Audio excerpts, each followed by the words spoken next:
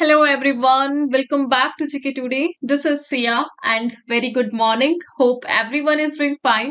So चलिए start करते हैं आज का session and most important, all these questions are part of daily 20 MCQ series which is available on GK Today application.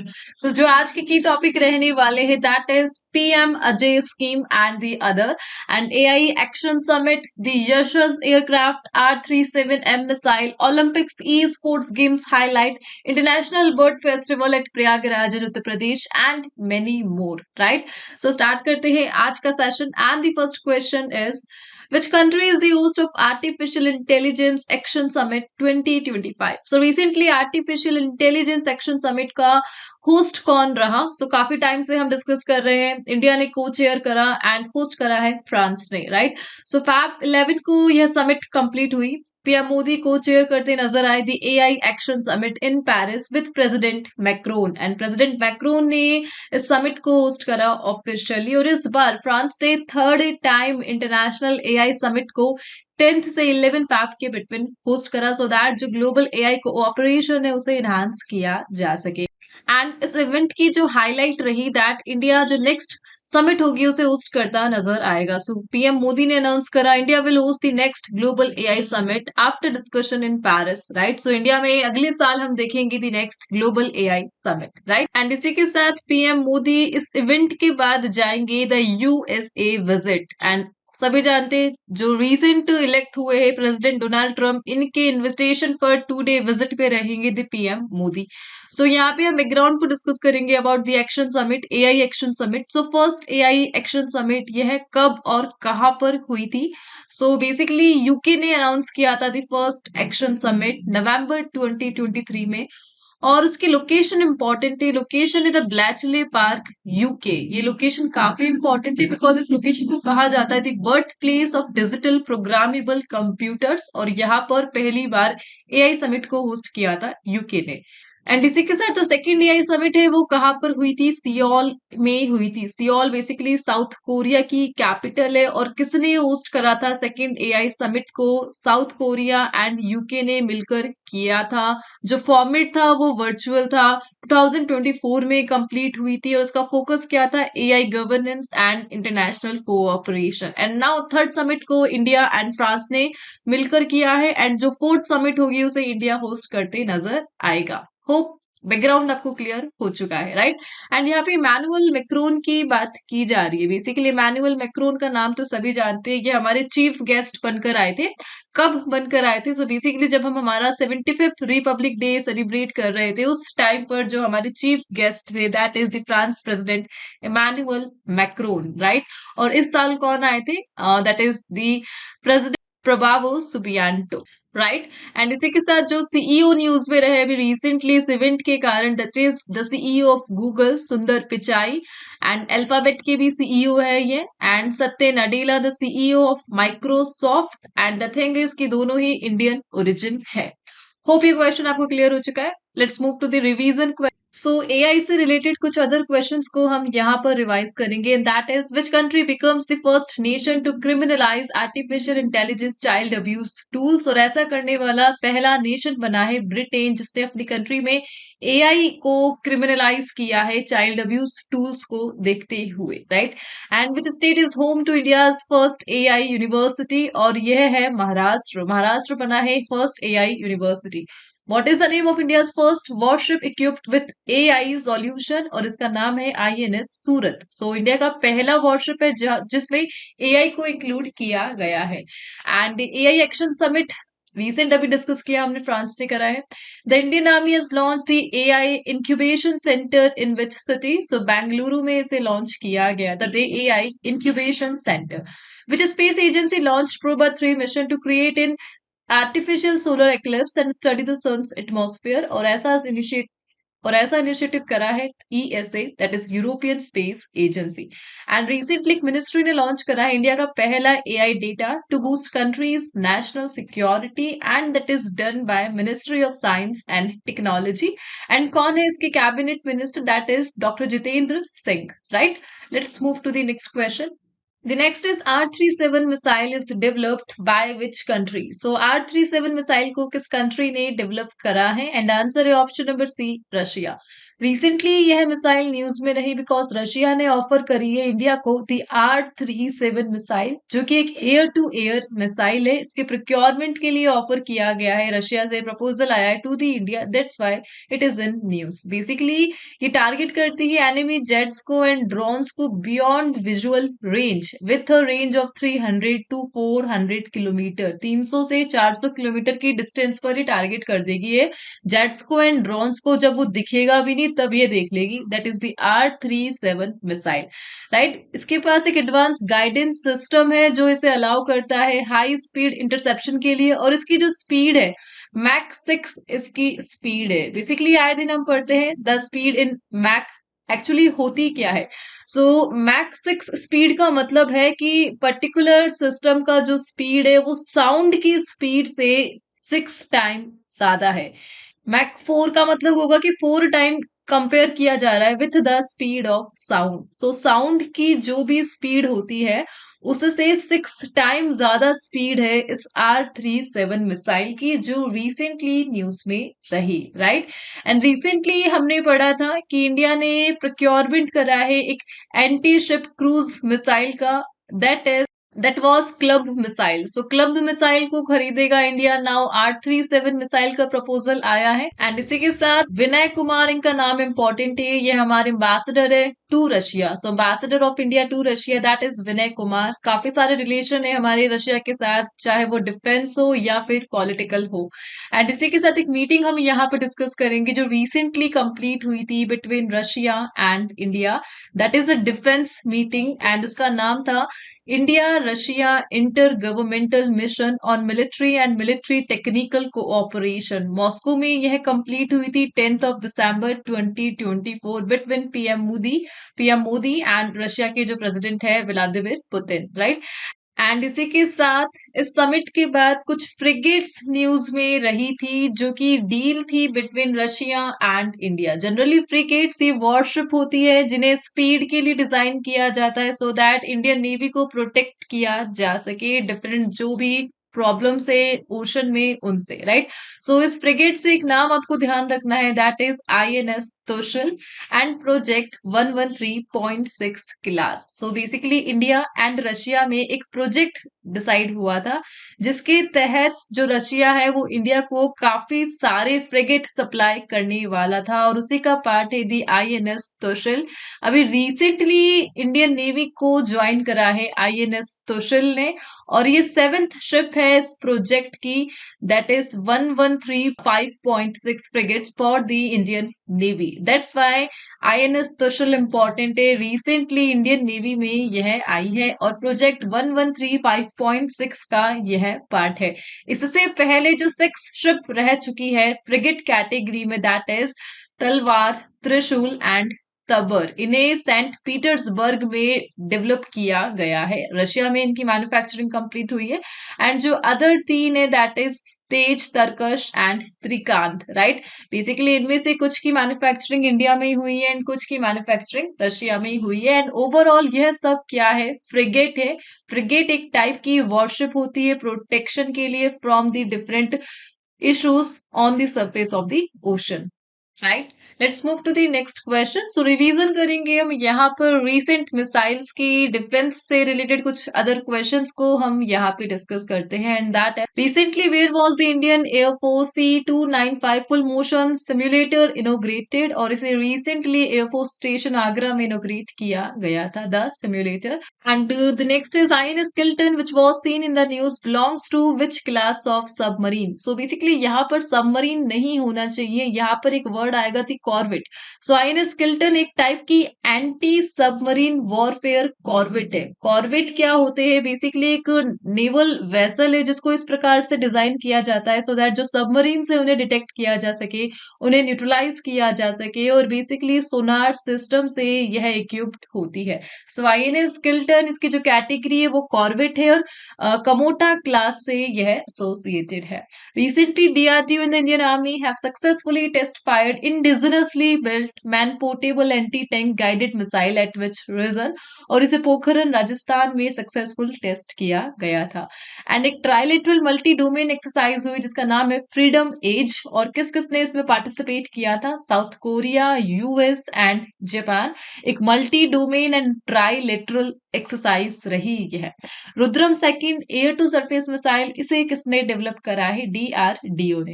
And Storm Shadow missile is jointly developed by which two countries? UK and France ने इन्हें develop किया है। What is the name of the tri-services military exercise conducted by India in Eastern sector? और उसका नाम है पूर्वी Prahar, right. एक ट्राई सर्विस रही, ट्राई सर्विस मिलिट्री एक्सरसाइज रही जिसे इंडिया ने कंडक्ट करवाया।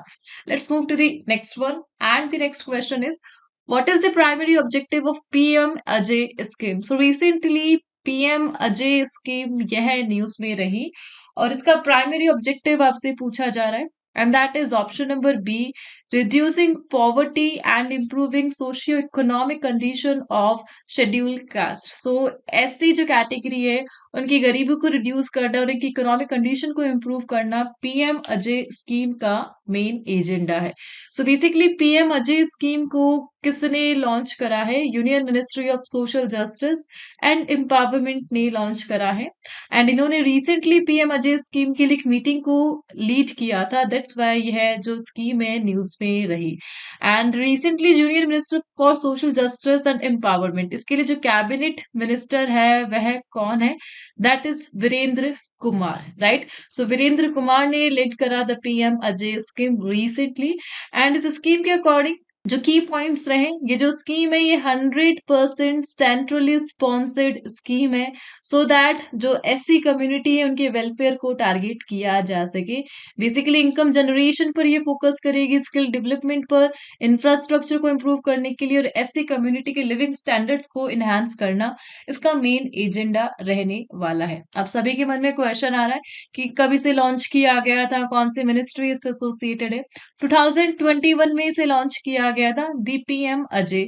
इसकी जो फुल फॉर्म है प्रधानमंत्री अनुसूचित जाति अभ्युदय योजना, that is the full form of PM Ajay. और कई बार एग्जाम में डायरेक्टली क्वेश्चन आता है इसका फुल फॉर्म बता दीजिए, 4 ऑप्शन है, कौन सा सही है और कौन सा रॉन्ग है।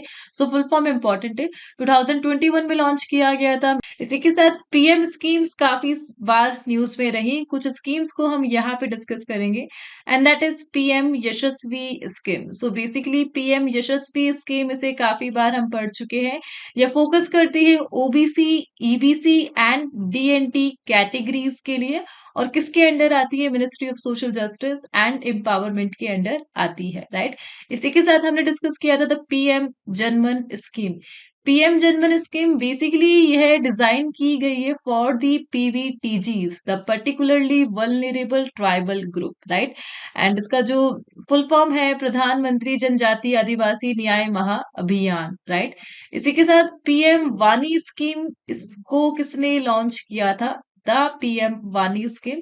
सो इसे डिपार्टमेंट ऑफ टेलीकम्युनिकेशन ने लॉन्च किया था, सो दैट जो वाईफाई एक्सेस है उसे एनहांस किया जा सके। इसका जो फुल फॉर्म है the PM wifi access network interface, right. So connectivity को इम्प्रूव करना इसका मेन एजेंडा है।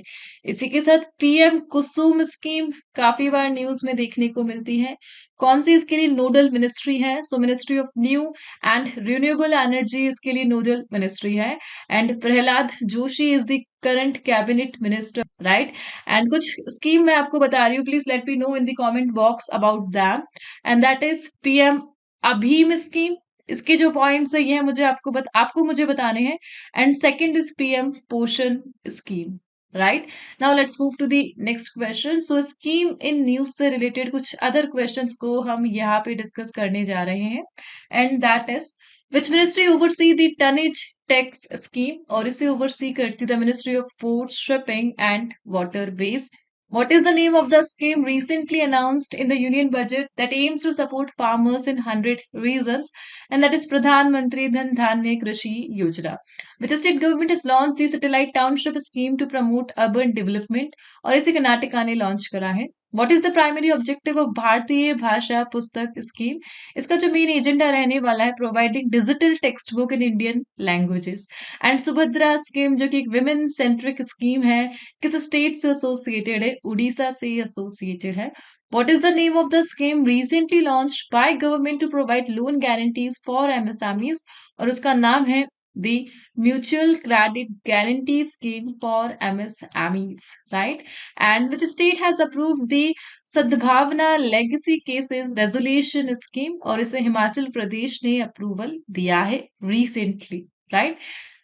Let's move to the next question, and that is, which organization has developed the Yashas aircraft? So recently एक aircraft news में रहा, that is the trainer aircraft, the Yashas aircraft. Recently इसका नाम change हुआ है, यशस अब इसे नाम दिया गया है। पहले इसका नाम था HJT-36। सो HJT-36 से नाम बदल के रखा गया है यशस एयरक्राफ्ट, और इसे डेवलप करा है हिंदुस्तान एरोनॉटिक्स लिमिटेड ने। दैट्स व्हाई ये क्वेश्चन न्यूज में रहा। बेसिकली यशस को इस प्रकार डिजाइन किया गया है कि जो स्टेज सेकंड पायलट है उन्हें ट्रेनिंग प्रोवाइड किया जा सके, सो दैट परफॉर्मेंस एंड जो सेफ्टी फीचर्स है उन्हें इम्प्रूव किया जा सके। एंड यहाँ पे बात की जा रही है थी हाल हिंदुस्तान एरोनॉटिक्स लिमिटेड। जनरली हाल को कब फाउंड किया गया था? 1940 में इसे फाउंड किया गया था। इसका हेडक्वार्टर कहाँ पर लोकेटेड है? बेंगलुरु, इंडिया में लोकेटेड है। And who is the founder? Who was the founder? So basically Walchand Hirachand दोषी इनका नाम ध्यान रखना है। इन्होंने फाउंड किया था दी हिंदुस्तान एरोनॉटिक्स लिमिटेड को, राइट? हाल ने अपना पहला इंडिजिनस जो एयरक्राफ्ट बनाया था, दैट इज मारुत। मारुत का नाम इंपॉर्टेंट है, HF-24 Marut, the fighter bomber, और इंडिया का पहला इंडिजिनस फाइटर एयरक्राफ्ट है। इसके बाद इन्होंने डेवलप करा था तेजस। तेजस को डेवलप कराया है हाल ने, और यह इंडिजिनस फाइटर एयरक्राफ्ट है इंडिया का, राइट? सो बेसिकली हाल का जो नेशनलाइजेशन है वो किस ईयर में किया गया था? 1942 में। एंड इस टाइम पे चल रहा था दी वर्ल्ड वॉर सेकेंड, और इसी टाइम पर इस कंपनी को नेशनलाइज कर दिया गया था और इंडिया के साथ इसे मर्ज कर दिया गया था। And now it is the present day hall Hindustan aeronautics limited, right? Let's move to the next question, and that is, which country is the host of Olympic esports game 2027? So recently the Olympics esports game news में रहे, और पहला इसका addition होने वाला है, और कौन सा कंट्री इसे होस्ट करते नजर आएगा? Answer is option number A, the Saudi Arabia. So 2027 में सऊदी अरेबिया वर्ल्ड का पहला esport game, that is Olympic esport game, उसे होस्ट करता नजर आएगा as per a 12 year agreement, right? So basically इसे आयोजित करेगा the International Olympic Committee, so that जो यंगर ऑडियंस है उन्हें अट्रैक्ट किया जा सके थ्रू ई स्पोर्ट्स। एंड जो ओलंपिक वर्चुअल सीरीज है उसे 2021 में ही लॉन्च कर दिया गया था bye the International Olympic committee and with the help of Saudi Arabia, right? So basically इसके लिए एक 6 मेंबर कमिटी को सिलेक्ट किया जाएगा, जो इस प्रकार के गेम्स को सिलेक्ट करेंगे जो कि इस इवेंट में शोकेस किया जा सके, इनॉग्रल इवेंट में उन गेम्स को दिखाया जा सके जिसके तहत ओलंपिक ई स्पोर्ट्स गेम को चलाया जाएगा, और होस्ट करेगा दी सऊदी अरेबिया। सो 2027 में इंडिया देखेगा the first official Olympic e sports game by the Saudi Arabia, right? And यहाँ पे इंटरनेशनल ओलंपिक कमिटी की बात की जा रही है। जनरली 1894 में इस बॉडी को फाउंड किया गया था, और इसका जो हेडक्वार्टर है वह कहाँ पर लोकेटेड है? And now let's move to the next question. So basically sports से रिलेटेड कुछ अदर क्वेश्चंस को हम डिस्कस करेंगे, and that is 33rd edition of the Olympic, यह कहाँ पर स्टार्ट हुआ? पेरिस में स्टार्ट हुआ था। Fourth Asian roll ball championship, ये कहाँ पर हुई थी? गोवा, इंडिया में। And Indian shooter has been awarded the Olympic order by the International Olympic Committee, और that is the Abhinav Bindra को यह अवार्ड दिया गया था, ओलंपिक ऑर्डर, और इंटरनेशनल ओलंपिक कमिटी ने यह अवार्ड दिया। Which Indian player won the women's double title at the World Table Tennis FIDE and Cagliari 2024 tournament, and that is won by Kritvika Roy and Yashaswini Ghorpade. And recently the fourth South Asian Junior Athletics Championship was held at which place? और इसे recently Chennai में conduct कराया गया था. Recently who won the gold medal in the men's 10-meter air pistol event at the ISSF World Cup 2024 in Munich, Germany? और इसे जीता है सरबजोत सिंह ने. And which country is the host of 2025 boxing world cup final and third world boxing Congress? So India के पास major game आने वाला है 2025 में, the world cup, boxing world cup and world boxing congress, right? Let's move to the next question, and that is Lake Sapanica that was recently seen in news is located in which country? So recently एक lake news में रही, that is Lake Sapanica, और किस country में यह located है? Answer is option number A, तुर्की में यह लोकेटेड है, right? So basically ecosystem health के कारण यह जो लेक है न्यूज में रही, काफी सारा पॉल्यूशन यह फेस कर रही है, जो अर्बन एंड इंडस्ट्रियल ग्रोथ हो रही है उसके कारण जितना भी डिस्ट्रक्शन इस लेक में देखने को मिल रहा है उसके कारण यह न्यूज में रही. बेसिकली इसका मॉनिटर किया गया था recently and that's why it is in news.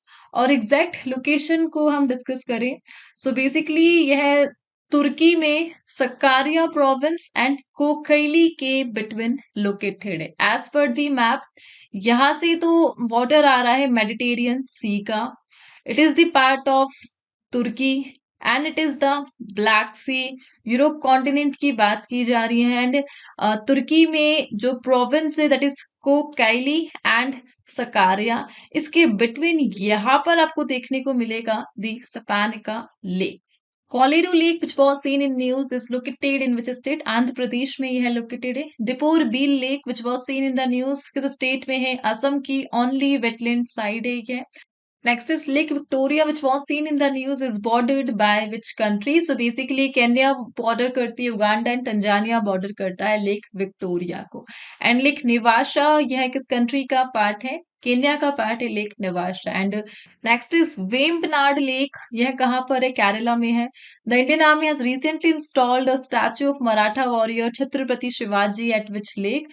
Pangong lake पर इसे इंस्टॉल किया गया. The short neck clam seeds were recently released into which lake? By the central marine fisheries research institute. और रिसेंटली अष्टमुडी लेक में इन सीड्स को release किया गया था, right? Let's move to the next question, and that is which city is the host of international bird festival 2025? So international bird festival यह कहाँ पर आयोजित होने वाला है?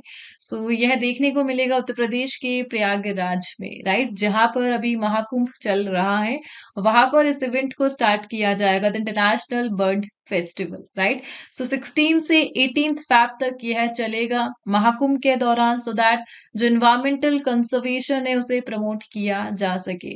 सो basically 200 species of migratory birds and local birds को feature किया जाएगा, including the Indian skimmer, flamingo, Siberian crane, and जो बर्ड्स अराइव होंगे फ्रॉम 10 प्लस कंट्रीज. इस इवेंट की हाईलाइट रहेंगे the bird festival from Prayagraj Uttar Pradesh, right? So इस इवेंट में जो बर्ड माइग्रेशन है यह टॉपिक रहने वाला है, जो इंडियन कल्चर है, स्पिरिचुअलिटी है, इकोलॉजिकल बैलेंस, साइंटिफिक अवेयरनेस, यह सब इस इवेंट का बेसिक टॉपिक रहने वाला है. सो सिंपल आपको ध्यान रखना है, location Prayagraj Uttar Pradesh, the international bird festival. Let's move to the next question, and that is The International Day of Women and Girls in Science is observed annually on which day? और International Women and Girls in Science Day इसे observe किया जाता है 11th of Feb को annually, right? So 11th of Feb को 2015 से मनाया जा रहा है The International Day of Women and Girls in Science. और इसे किसने डिक्लेयर करा है? यूनाइटेड नेशन ने इस डे को डिक्लेयर किया है. सो 2025 15th एनिवर्सरी होगी इस डे की, और यह बेसिकली जो विमेन्स का equal participation in STEM field इसको प्रमोट करता है. And STEM here stands for science, technology, engineering and mathematics. So science के फील्ड में, टेक्नोलॉजी के फील्ड में, इंजीनियरिंग में, मैथमेटिक्स में इक्वालिटी को प्रमोट करने के लिए उस डे को स्टार्ट किया गया था। एंड इसके साथ एक स्कीम को लॉन्च किया गया, that is Kiran scheme, so that जो इंडियन साइंटिस्ट है, द वुमेन साइंटिस्ट, उन्हें रिसर्च के लिए प्रमोट किया जा सके, अवेयर उनको बढ़ावा दिया जा सके पार्टिसिपेट करने के लिए। So basically women's and girls in science से हम कुछ विमेन्स का नाम यहाँ पे डिस्कस करने जा रहे हैं। First of all doctor Tessy Thomas important है बिकॉज इन्हें कहा जाता है the missile women of India. So इनके उपनाम के कारण ये काफी इंपॉर्टेंट है, doctor Tessy Thomas, right. And Chandrayaan 2 को जिन विमेन्स ने लीड किया था उनका नाम इंपॉर्टेंट है। सो बेसिकली चंद्रयान 2 के लिए जो प्रोजेक्ट डायरेक्टर थी that is Vanita Muttiah, and mission director थी द ऋतु कैरिधल, दोनों का नाम इंपॉर्टेंट है। एंड चंद्रयान 3 के लिए जो लीडरशिप थे, जो लीडर्स थी, विमेन थी, उनका नाम इंपॉर्टेंट है। जो मिशन डायरेक्टर थी that is Ritu Karidhal Srivastava, the same जो मिशन डायरेक्टर रह चुकी थी चंद्रयान 2 के लिए, वो चंद्रयान 3 के लिए मिशन डायरेक्टर बनी थी। एंड डिप्यूटी प्रोजेक्ट डायरेक्टर थी चंद्रयान 3 के लिए कल्पना कलाहस्ती, इनका नाम इंपॉर्टेंट है। 3 विमेन्स का नाम आपको ध्यान रखना है इस क्वेश्चन के साथ, doctor Tessy Thomas, Vanitha Muthayya, Ritu Karidhal and Kalpana Kalahasti, right? Let's move to the next question, and that is, what is the rank of India in the Corruption Perception Index 2024? So recently index आया है 2024 and that is Corruption Perception Index, और India की ranking क्या रही इस index में? सो 96 ranking रहा India का। इंडिया का स्कोर है 38, इम्प्रूव हुआ है हमारा स्कोर, बेसिकली डाउन 2023 में 39 था, 2022 में 40 था। जितना ज्यादा स्कोर होगा कंट्री उतनी ज्यादा करप्ट होगी। सो 40, 39 एंड 38 पर हम आए हैं एंड 96 रैंक के साथ हम आए हैं दी सीपीआई इंडेक्स में। बेसिकली इस इंडेक्स को लॉन्च किसने किया है? सो ट्रांसपेरेंसी इंटरनेशनल है, ये रेगुलरली इस इंडेक्स को अपडेट करता है, द सीपीआई इंडेक्स। पाकिस्तान की रैंकिंग रही 135, श्रीलंका की 121 रही, इसमें बांग्लादेश को 149 दिया गया, चाइना को 76 रैंक दिया गया, एंड जो फर्स्ट पोजीशन पे रहा that is the Denmark, European country Denmark, basically Baltic Sea के ईस्ट में लाई करता है, एंड यह रहा the top performer of the CPI index, the corruption perception index, right. Denmark, जैसा कि आप देख पा रहे हो, कहाँ पर लोकेटेड है? बाल्टिक सी में लोकेटेड है। सो बेसिकली 100 में से स्कोर दिया जाता है और इंडिया को मिला है 38 score. Let's move to the next question. So revision करेंगे हम यहाँ पर कुछ इंडेक्सेस का जो न्यूज में है, and that is, which country has topped in global digital wellbeing index? India ने टॉप करा। विच institution has release the digital payment index recently? Reserve bank of India ने। ऑक्यूपेशनल शॉर्टेज इंडेक्स को किस ministry ने launch करा? Ministry of labour and employment ने, और इसके लिए जो cabinet minister that is Mansukh Mandaviya. And fiscal health index को किसने लॉन्च करा? नीति आयोग ने। Global fire power index, India की रैंक रही 4th। QS world future skill index में इंडिया की रैंकिंग 2nd रही। हेनले पासपोर्ट इंडेक्स में इंडिया की रैंकिंग 85, टॉप किया है सिंगापुर ने, right. Let's move to the next question, and that is, what is Koipu that was recently highlighted in news? So recently discovery हुई है astronomers के द्वारा और इन्होंने डिस्कवर किया है द कोइपू। बेसिकली क्या है यह? सो एक सुपर स्ट्रक्चर है जो कंटेन करता है multiple galactic super clusters, and that's why यह न्यूज में रहा। सो पॉसिबली अभी तक का लार्जेस्ट स्ट्रक्चर है यह यूनिवर्स का, जिसे नाम दिया गया है कोइपू। बेसिकली बताया जा रहा है एज पर द रिसर्च, ये जो सुपर स्ट्रक्चर है इसके अपने आप में ही 70 गैलेक्टिक सुपर क्लस्टर्स देखने को मिलेंगे और 1.3 बिलियन लाइट ईयर में यह एक्सपेंडेड है, राइट। सो जितने भी सारी गैलेक्सीज है, इतनी सारी गैलेक्सीज का क्लस्टर आपको देखने को मिल रहा है कुइपो में और अभी तक का लार्जेस्ट नोन स्ट्रक्चर इसे बताया जा रहा है यूनिवर्स का, राइट। और बेसिकली यहाँ पर मिल्की वे से इसका कंपैरिजन किया जाए तो 13,000 टाइम लॉन्गर है ये मिल्की वे से एंड मच मोर मैसिव है as compared to Milky Way that is Quipu, right. And यहाँ पे लाइट ईयर की बात की जा रही है, लाइट ईयर। सो बेसिकली जो स्पेस डिस्टेंस है, यूनिवर्स डिस्टेंस है, planet to planet, planet to star, उन्हें मेजर करने के लिए लाइट ईयर को यूज किया जाता है। एंड लाइट ईयर यह कितने किलोमीटर के इक्वल होती है? लगभग 9.46 ट्रिलियन किलोमीटर के इक्वल होती है। और एग्जैक्टली लाइट ईयर का मतलब क्या होता है? So distance that light travels in 1 year, एक साल में लाइट ने कितनी ट्रेवल करी डिस्टेंस, उसे कहा जाता है द लाइट ईयर। एंड इसी के साथ मिल्की वे की बात की जा रही है। सो जो मिल्की वे है वो किस टाइप की गैलेक्सी है? स्पाइरल गैलेक्सी है। और इसके जो नियर बाय गैलेक्सी है that is the Andromeda galaxy. Milky Way के जो नियर बाय गैलेक्सी है एंड्रोमेडा, 13.6 बिलियन ईयर इसकी एज बताई जा रही है मिल्की वे की एज पर the researchers, 13.6 billion years, right. So इसी के साथ इस सेशन को यहाँ पर एंड करते हैं। एंड आज के जो क्वेश्चन है that is related with science and technology in news, and इन्हीं के आंसर आपको कमेंट बॉक्स में प्रोवाइड करनी है। थैंक यू, मिलते हैं नेक्स्ट सेशन के साथ। Till then please do revision and take care.